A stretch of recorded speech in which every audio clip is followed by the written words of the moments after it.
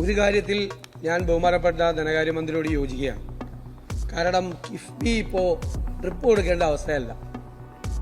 കാരണം വെന്റിലേറ്ററിലാണ്. എപ്പോഴാണ് വെന്റിലേറ്റർ ഊരേണ്ടതെന്ന് ബന്ധുക്കളോട് ഡോക്ടർമാർ ചോദിക്കേണ്ട അവസ്ഥയിലാണ്.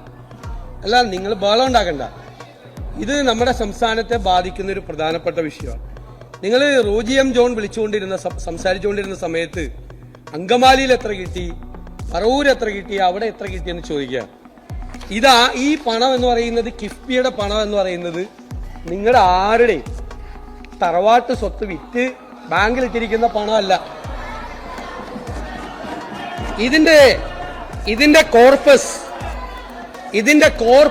എന്ന് പറയുന്നത്, സർ, ഇതിന്റെ കോർപ്പസ് എന്ന് പറയുന്നത് എന്താണ്? മോട്ടോർ വെഹിക്കിൾ ടാക്സിന്റെ പകുതി പെട്രോളിയം സെസ്. സർ, അങ്കമാലിയിലും പറവൂരിലും കൊട്ടാരക്കരയിലും ധർമ്മടത്തും എല്ലാം ഉള്ള ജനങ്ങൾ കൊടുക്കുന്ന മോട്ടോർ വെഹിക്കിൾ ടാക്സും ഞങ്ങളുടെ വോട്ടർമാർ കൊടുക്കുന്ന പെട്രോളിയം സെസ്സുമാണ് ഈ പണം. അത് ഏത് രീതിയിൽ ചെലവാക്കിയാലും ഏത് പദ്ധതി കൊണ്ടുവന്നാലും അത് ഞങ്ങൾക്കെല്ലാം അവകാശപ്പെട്ടാണ്. അല്ലാതെ പ്രതിപക്ഷ അംഗങ്ങളുടെ മണ്ഡലത്തിൽ കൂടുതൽ ചെലവാക്കി പണം കൊടുത്തു എന്ന് പറയുന്നത് ഒരു തെറ്റായ ഒരു സമീപനമാണ്. അതൊരിക്കലും ആവർത്തിക്കാൻ പാടില്ല ഈ സഭയിൽ. സർ, ഇതിന്റെ പ്രോബ്ലം ഇവിടെ എന്താണ് ഞങ്ങൾ പറഞ്ഞത്? ഇത് ഒച്ചിഴയുന്ന വേഗതയിലാണ് ഇത് പോകുന്നത്. ഇത് ഡിക്ലെയർ ചെയ്ത് എന്താണ്?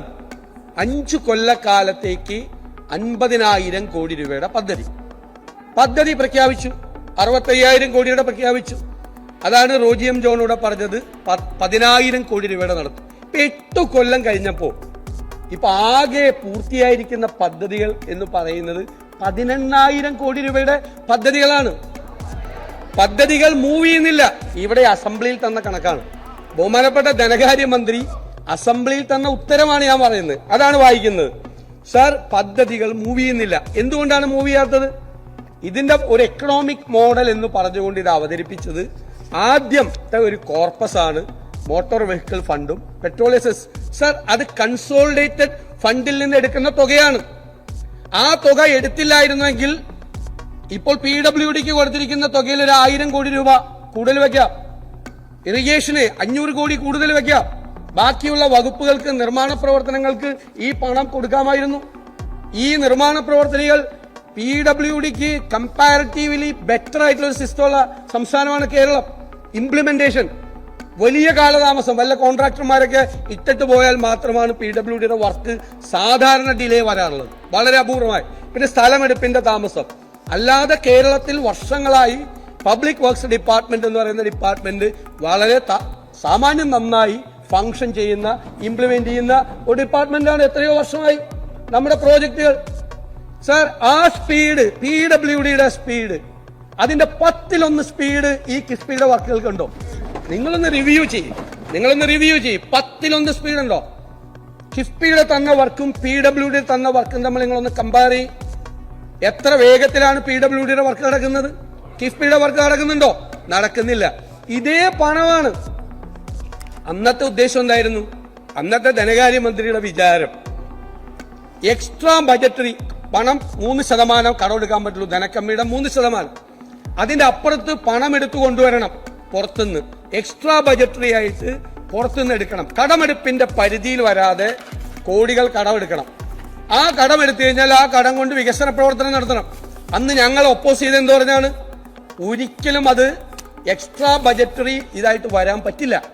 കാരണം അത് കടമെടുപ്പിന്റെ പരിധിയിൽ വരും. Article 293 is very clear. ഒരു കാരണവശാലും പുറത്തുനിന്ന് കടമെടുക്കാൻ സമ്മതിക്കില്ല. FRBM, എന്റെ പ്രസംഗമുണ്ട്, ഞാനാണ് ലീഗൽ ഒബ്ജക്ഷൻ പറഞ്ഞത്. FRBM ആക്ടിന്റെ പരിധിയിൽ വരും. എത്ര രൂപ സർക്കാർ കടമെടുത്താലും കാര്യം എന്താ?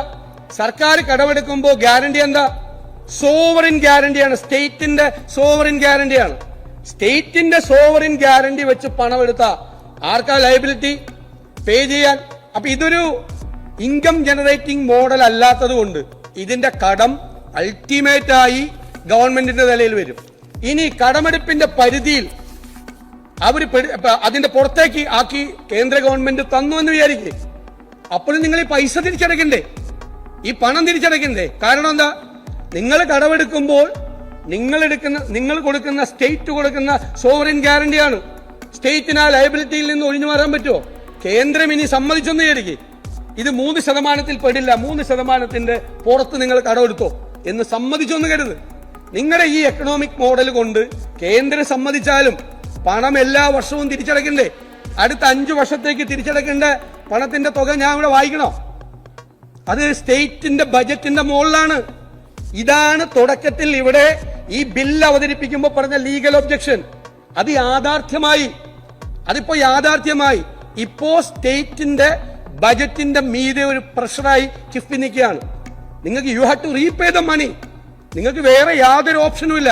നിങ്ങൾ സ്റ്റേറ്റിന്റെ സോവറിൻ ഗ്യാരണ്ടി കൊടുത്തെടുത്ത പണം നിങ്ങൾ തിരിച്ചടയ്ക്കാൻ നിങ്ങൾക്ക് യാതൊരു ഓപ്ഷനും ഇല്ല. കിഫ്ബി ഇൻകം ജനറേറ്റിംഗ് ആയിട്ട് പണം തിരിച്ചു തരുന്നില്ല. അപ്പൊ നിങ്ങൾക്ക് പണം കൊടുത്തേ പറ്റുള്ളൂ. അപ്പൊ എന്താ വ്യത്യാസം? ഈ പണം നമ്മുടെ കൺസോളിഡേറ്റഡ് ഫണ്ടിൽ കിടന്നിരുന്നുവെങ്കിൽ നിങ്ങൾക്ക് പ്ലാനിൽ അത് അലോക്കേറ്റ് ചെയ്ത് നിങ്ങൾക്ക് വിവിധ വകുപ്പുകളിൽ PWD ഉൾപ്പെടെയുള്ള വകുപ്പുകൾക്ക് കൊടുത്ത് ഈ പറയുന്ന മുഴുവൻ നിർമ്മാണ പ്രവർത്തനങ്ങളും നിങ്ങൾക്ക് നടത്താമായിരുന്നു. നിങ്ങൾ എക്സ്ട്രാ എന്താ ചെയ്തത്? എക്സ്ട്രാ കടമെടുത്തു. അതൊന്നും കടമെടുക്കുക. ഇപ്പോഴും കടമെടുപ്പിന്റെ പരിധിയിൽ വന്നു. അതുകൊണ്ട് ഇതൊരു ഭയങ്കര സംഭവമാണ് എന്ന് വരുത്തി തീർക്കല്ലേ. നിങ്ങൾക്ക് നാഷണൽ ഹൈവേ പണിയാൻ 6000 കോടി രൂപ കൊടുത്തത് നിങ്ങളുടെ കൺസോളിഡേറ്റഡ് ഫണ്ടിൽ നിന്നല്ലേ കൊടുത്തത്? കിഫ്ബിയുടെ പൈസ ആണെങ്കിലും നിങ്ങൾ കിഫ്ബി ഇല്ലായിരുന്നെങ്കിലും നിങ്ങൾക്ക് 6000 കോടി രൂപ കൊടുക്കാൻ പറ്റില്ലായിരുന്നു. കൊടുക്കാം. എവിടെന്നാ കൊടുത്തത്? ഇതിനാ കൊടുത്തത്. നിങ്ങൾക്ക് അറിയില്ല. അറിയാത്തതുകൊണ്ടാണ് നിങ്ങൾ ബഹളം ഉണ്ടാക്കുന്നത്. നിങ്ങൾ കൺസോളിഡേറ്റഡ് ഫണ്ടിൽ നിന്നുള്ള അല്ല, ഈ കിഫ്ബി ഇല്ലായിരുന്നുവെങ്കിലും ഇവിടെ നിൽക്കുക 20,000 കോടി രൂപയാണ് കൺസോളിഡേറ്റഡ് ഫണ്ടിൽ നിന്ന് കിഫ്ബിക്ക് കൊടുത്തിരിക്കുന്നത്.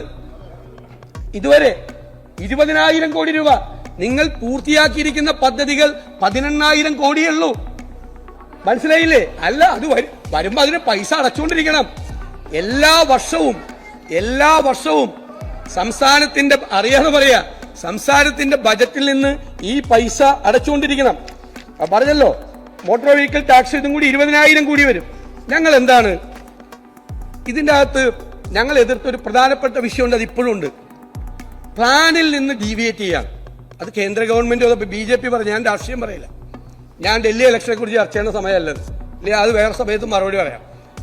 അതായത് ഡൽഹിയിലെ രീതി എന്താ? പ്ലാനിംഗ് കമ്മീഷൻ പ്ലാൻ മാറ്റിയിട്ട് പ്രോജക്റ്റിന്റെ പുറകെ പോവാണ്. പ്ലാൻ മാറ്റി പ്രോജക്റ്റിന്റെ പുറകെ പോകുന്നത് റൈറ്റ് എക്സ്ട്രീമിസമാണ്, തീവ്ര വലതുപക്ഷവാദമാണ്. അത് CPM അടക്കമുള്ള എല്ലാ പാർട്ടിയിലും അതിനെ എതിർത്തിട്ടുണ്ട്. പ്ലാനിന്റെ പ്രശ്നം എന്താ? പ്ലാനിനൊരു പ്രയോറിറ്റി ഉണ്ട്. പ്ലാൻ വരുമ്പോ 1000 കോടി രൂപ ഉണ്ടെങ്കിൽ 100 കോടി രൂപ പട്ടികജാതിക്കാർക്ക് പോവും, 20 കോടി രൂപ പട്ടികവർഗക്കാർക്ക് പോവും. ഭൂമിശാസ്ത്രപരമായ പ്രയോറിറ്റികൾ, രാജ്യത്തിന്റെ വിദ്യാഭ്യാസം, ആരോഗ്യം തുടങ്ങിയ പ്രയോറിറ്റികൾ നിശ്ചയിച്ചിട്ടാണ് ആ പണം കൊടുക്കുന്നത്. പ്ലാൻ ഇല്ല, പ്രോജക്റ്റ് ആണെങ്കിൽ വേറെ കുറെ അഡ്വാൻറ്റേജ് ഉണ്ട്. ഞാൻ പറയുന്നില്ല. പ്രോജക്റ്റിന്റെ പുറകെ പോകുമ്പോൾ പ്രോജക്റ്റിനോടാണ് അട്രാക്ഷൻ. ഇത് പ്രോജക്റ്റുകളാണ്, പ്ലാനിന്റെ ഭാഗമല്ല. അതുകൊണ്ടാണ് റോജി ജോണിയുടെ ക്ലിയർ ആയിട്ട് പറഞ്ഞത്, നിങ്ങൾ ഇത്ര കോടി ചെലവാക്കിയപ്പോ ഇത്രയും പൈസ നിങ്ങൾ പ്ലാനിലാണ് ചെലവാക്കിയേക്കണമെങ്കിൽ അതിന്റെ 12% നിങ്ങൾ പട്ടികജാതി പട്ടികവർഗക്കാർക്ക് കൊടുക്കണമായിരുന്നു. ഇപ്പൊ നിങ്ങൾ ചെലവാക്കിയേക്കണ പണത്തിന്റെ 3% താഴെയാണ് പട്ടികജാതി പട്ടികവർഗ പ്രോജക്റ്റിന് വേണ്ടി ചെലവാക്കിയിരിക്കുന്നത്. അപ്പൊ പ്ലാനിനൊരു അന്തസത്തയുണ്ട്. പ്ലാനിൻ ഉപേക്ഷിച്ച് നിങ്ങൾ പ്രോജക്റ്റിന് പുറകെ പോകുമ്പോൾ ഒരുപാട് പിന്നോക്കം നിൽക്കുന്ന സാമൂഹ്യ വിഭാഗങ്ങളോട് ഒച്ചയുണ്ടാക്കുന്നത് ശ്രദ്ധിക്കണം. നീതി പുലർത്താൻ പറ്റില്ല. ഇത് ഞങ്ങളിവിടെ റൈസ് ചെയ്ത പോയിന്റാണ്. ഇത് കേന്ദ്ര ഗവൺമെന്റിന്റെ നയമാണ്. ഇത് BJP നയമാണ്. പ്രോജക്റ്റിന്റെ പുറകെ പോകുന്നത് പ്രോജക്റ്റ് അല്ല, പ്ലാനിന്റെ ഭാഗമായിട്ട് പ്രോജക്റ്റ് ചെയ്യണം എന്നുള്ള പോയിന്റാണ് ഞങ്ങളുള്ളത്. പിന്നെ ഇത് ടാക്സ് കൊടുത്ത പണമാണ്. കട കൊടുത്ത പണമല്ല, ടാക്സ് കൊടുത്ത പണം. പെട്രോളിയം സെസ് കൊടുത്തത്, മോട്ടോർ വെഹിക്കിൾ ടാക്സ് കൊടുത്തത്. എന്നിട്ട് അതിന്റെ മീത് വീണ്ടും ടോൾ ഏർപ്പെടുത്തിയാൽ ഡബിൾ ടാക്സേഷനാണ്. നിങ്ങൾ NHA ഇപ്പോ കേന്ദ്ര ഗവൺമെന്റ് അല്ലേ NHAയുടെ പണിയുന്നത്. അവര് വേറെ പണം എടുത്തിട്ട് കടമെടുത്തിട്ടാണ് ഇത് നടത്തുന്നത്. എന്നിട്ട് അവര് ടോൾ വിരിക്കുകയാണ്. നമുക്ക് ടാക്സ് അല്ല സെസ് വേറെ. ഞാൻ പറഞ്ഞേക്ക് ഇത് ചെയ്യുവാണ്. നമ്മൾ ഡബിൾ ടാക്സേഷൻ ആണ്. നമ്മൾ മോട്ടോർ വെഹിക്കിൾ ടാക്സും മേടിച്ചു ആളുകളോട്, റോഡില് പെട്രോൾ ഒഴിച്ച് വണ്ടി ഓടിക്കുന്നതിന്റെ ടാക്സും വെച്ചു, 2 ടാക്സ് മേടിച്ചു. എന്നിട്ട് അതിന്റെ മീതെ വീണ്ടും ടോളിന്റെ ടാക്സ് ആണ്. ട്രിപ്പിൾ ടാക്സേഷൻ ആണ്. ട്രിപ്പിൾ ടാക്സേഷൻ ആണ്. റോഡിലൂടെ യാത്ര ചെയ്യുന്നതിന് നിങ്ങൾ മോട്ടോർ വെഹിക്കിൾ ടാക്സും പെട്രോളിയം സെസ്സും മേടിച്ച് ഇനി ടോളും കൂടി നിങ്ങൾ വാങ്ങിക്കാൻ പോകുന്നു. ശരിയല്ല, ഇത് നീതിപൂർവമായ ഒരു നിലപാടല്ല. അതുപോലെ നിങ്ങൾ മസാല ബോണ്ട് വാങ്ങിക്കാൻ പോയി, ഞങ്ങൾ അതിനെ എതിർത്തു. 9.72% പലിശക്കാണ് 2150 കോടി മേടിച്ചിട്ട് 3150 കോടി രൂപ തിരിച്ചടച്ചു. അത് ബജറ്റിൽ നിന്നാണ് തിരിച്ചടച്ചത്. ഈ അന്താരാഷ്ട്ര ഫിനാൻസ് മാർക്കറ്റിൽ 1%-നും 0%-നും ലോൺ കിട്ടും. എത്രയാണ് ജർമ്മൻ കമ്പനിയിൽ നിന്ന് നമ്മുടെ മെട്രോയ്ക്ക് മേടിച്ചത്രേ 1.5% അല്ലേ ഇൻട്രസ്റ്റ്. 1.5%-നാണ് UDF ഗവൺമെന്റിന്റെ കാലത്ത് ജർമ്മൻ ധനകാര്യ സ്ഥാപനത്തിൽ നിന്നും ലോൺ വാങ്ങിച്ചത്. 1%-നും 1.5%-നും 0.5-നും 0%-നും അന്താരാഷ്ട്ര ഫിനാൻസ് മാർക്കറ്റിൽ ലോൺ കിട്ടുമ്പോ നിങ്ങൾ പോയി അവിടെ പോയി മണിയടിച്ച് 9.72%-ന് മസാല ബോണ്ട് വാങ്ങിച്ചു. എന്നിട്ടിത് 6%-ന് ഇവിടുത്തെ ബാങ്കിൽ കൊണ്ടിട്ട് 6%-ന് ഇവിടുത്തെ ഫിക്സഡ് ഡെപ്പോസിറ്റ് ഇവിടെ കൊണ്ടിട്ട് 6%-ന്.